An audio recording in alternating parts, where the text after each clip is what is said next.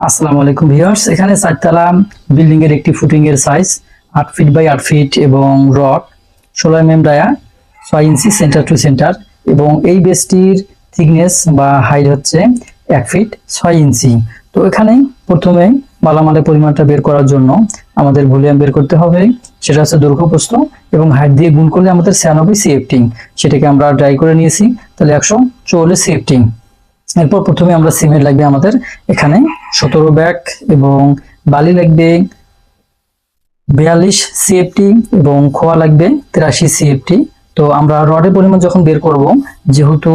আমরা এখানে দুই দিকে